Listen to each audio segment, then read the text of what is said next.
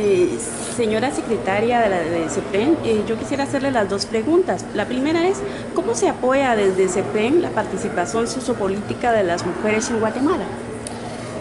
Bueno, vea, nosotras como CEPREM, digamos como entidad asesora y coordinadora de las instituciones del sector público para el avance, para las políticas para el avance de las mujeres, tenemos una función, digamos, principal en el aseguramiento, el cumplimiento de la Política Nacional de Promoción y Desarrollo Integral de las Mujeres, que tiene un eje, el eje que corresponde a la participación sociopolítica de las mujeres. Este eje es fundamental porque el ámbito de la participación sociopolítica es donde se define al final de cuentas cuáles son los niveles y cuál es la situación y la condición de las mujeres respecto de la participación en el desarrollo de los países. Nosotras hemos generado una estrategia, una estrategia de intervención para estos años que incluye como una prioridad el eje de la participación política. Son varios ejes que hemos priorizado para este periodo. Uno de ellos es salud, el otro es educación, el otro es violencia contra las mujeres, el otro es empoderamiento económico y el eje de la participación sociopolítica. ¿Por qué? Porque nosotros entendemos que la participación sociopolítica de las mujeres no se define, no se resuelve solamente por la vía del acceso al voto, por la vía del acceso a puestos de toma de decisiones, porque tenemos que empezar por potenciar y garantizar esa participación política. Entonces, ¿qué hemos definido en ámbitos de la participación? Nosotros tenemos un mandato muy concreto y muy claro, y lo que nos compete es, en primera instancia, garantizar que las organizaciones de mujeres en el interior del país, en los territorios, tengan todos los elementos, cuenten con la información necesaria y tengan la capacitación que necesitan para poder participar en el sistema de consejos de desarrollo, que es el ámbito desde el cual se decide el desarrollo de los territorios. Ese es uno de los principales desafíos que tenemos, y por supuesto nos interesa muchísimo desde ahí, desde ese grupo que es al que accedemos con mayor facilidad, poder también transitar hacia la participación política de ellas. Pero ellas necesitan tener información, necesitan saber qué es la participación ciudadana, qué es la participación política, cuál es el rol que nos corresponde como mujeres en el desarrollo, y cuáles son los mecanismos y el marco de leyes con el que el país cuenta para que ellas puedan hacer uso de ese marco y de ese ejercicio, digamos, ciudadano a nivel de los territorios. Ese es uno de los desempeños, eso es traslado de información, de conocimientos. Hay otro desempeño que está vinculado directamente con el trabajo con mujeres de partidos políticos, que también nos interesa mucho generar alianzas y desarrollar, digamos, ahí establecer puentes de comunicación, ¿verdad? Porque eso es lo que nos va a permitir incidir en el marco legal, en el marco de políticas también al respecto, en las reformas a la ley electoral y de partidos políticos, que es una iniciativa importante que en este momento pues sigue, digamos, dando vueltas a nivel del país. Y también hemos decidido realizar este año vamos a decir, una campaña de comunicación y de información con muchachos y muchachas de sexto grado de educación, diversificado, porque van a convertirse pronto en ciudadanos y ciudadanas con derecho de voto. Y quisiéramos poder ahí transformar algunos imaginarios, empezar a incidir en estos jóvenes y en estas jóvenes para que puedan efectivamente irse transformando algunos elementos de la participación de las mujeres. Porque, digamos, algunos obstáculos fundamentales para la participación de las mujeres en el país tienen que ver con la vigencia de imaginarios muy robustos de discriminación, de subordinación, de exclusión de las mujeres en el país. Todavía el país es un país conservador en términos del rol que a las mujeres nos corresponde jugar en la sociedad, es conservador, y necesitamos desmontar esos imaginarios conservadores. Es decir, esos imaginarios ya no dan cuenta de la realidad, ya las mujeres estamos participando activamente, centralmente, como protagonistas del desarrollo a nivel comunitario, a nivel municipal, a nivel departamental, a nivel nacional. y ya estamos en puestos de toma de decisiones, pocas de nosotras, pero estamos cada vez participando más. Entonces ya no da cuenta ese imaginario conservador de que las mujeres solo tenemos el rol del cuidado y de la reproducción familiar, ya no da cuenta de la realidad, ya es un imaginario anacrónico.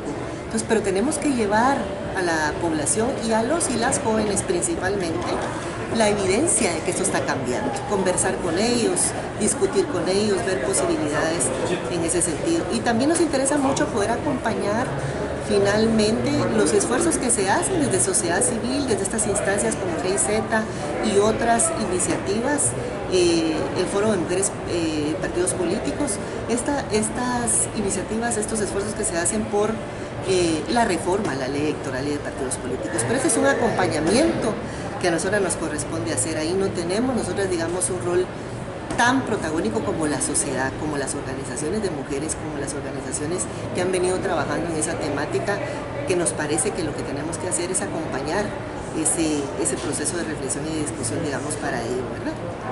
Perfecto. Creo que me respondió a la segunda pregunta. En todo caso, igual voy a dirigirle la pregunta.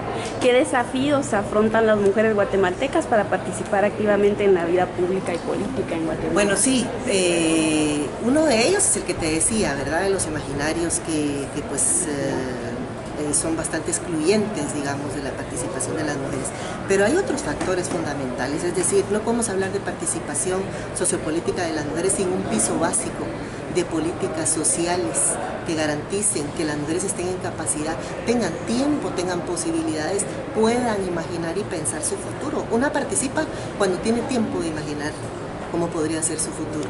Pero si las mujeres siguen acrecentando los grandes índices de extrema pobreza y de pobreza en este país, si no proveemos de servicios básicos, si no garantizamos seguridad alimentaria para las mujeres, si no garantizamos educación para las mujeres, no podemos seguir hablando de participación sociopolítica. Entonces los principales obstáculos están afincados ahí y a nosotras nos corresponde que este desafío se pueda desenvolver a través de un modelo de gestión pública que permita efectivamente, digamos, desde una noción de gradualidad, ir construyendo esos pasos para que las mujeres vayan transitando de la pobreza extrema a la pobreza y después a condiciones de equidad y de igualdad también en términos de la distribución de la riqueza en el país. Entonces, todo eso, el contexto mismo del país es un desafío enorme para la participación política de las mujeres.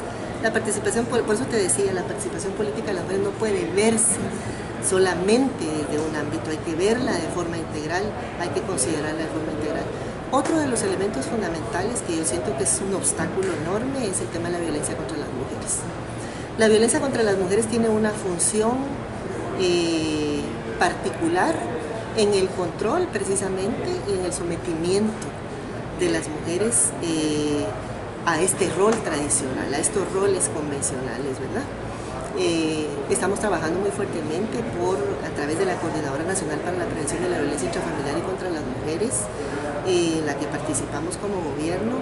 Estamos trabajando muy fuertemente para, de nuevo, desarrollar este modelo de intervención dirigido a prevenir, a atender y a erradicar la violencia contra las mujeres, desde un enfoque de reparación integral.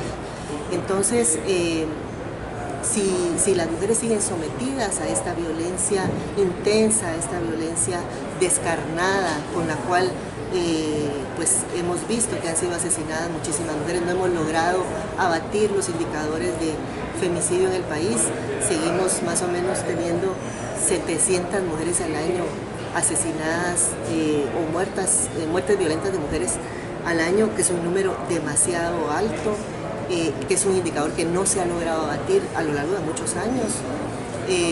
Mientras eso siga siendo así, las mujeres tenemos temor de participar. No podemos pensar en participar porque estamos sometidas a una norma que además es violenta, de disciplina, ¿verdad? De disciplinarnos para mantenernos, digamos, en una posición de subordinación y de exclusión. Pues todos esos factores son factores que hay que tener en cuenta para hablar de participación sociopolítica, y nosotras en CEPREM estamos intentando construir un modelo que tenga, digamos, esa integralidad, tanto desde el marco conceptual como desde los instrumentos y las herramientas. Muchas gracias. Se me ocurre una última pregunta a raíz de todo lo que estamos hablando. ¿La CEPREM maneja alguna política pública dirigida a la prevención de la violencia contra la mujer? La CEPREM como tal, no. La CEPREM, como te decía hace un momento, como entidad que acompaña y que asiste técnicamente al sector público, lo que a nosotros nos corresponde es garantizar que se cumpla con la política, la PNPDIM que le llamamos, que el eje de los diferentes ejes de la PNPDIM, digamos, se implementen en el país. Entonces, es la Coordinadora Nacional para la Prevención de la Violencia Intrafamiliar y contra las Mujeres a quien le corresponde generar estos modelos. Estamos en un momento de reconstrucción de este mecanismo, pero además estamos en un momento bueno porque ya hicimos la evaluación del Plan Nacional contra la Violencia hacia las Mujeres que estaba vigente desde el 2014. Terminamos de hacer la evaluación el año pasado porque eso había quedado pues sin dársele continuidad.